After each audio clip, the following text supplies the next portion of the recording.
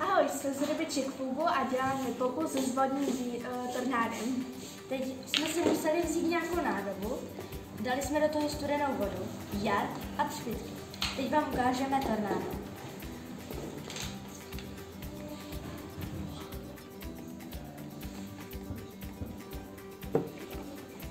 Musíme rychle míchat, jinak to nepůjde.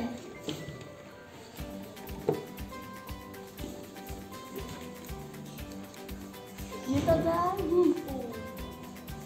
A to je náš pokus. Za Rybičky Fugu, Terka a Barča.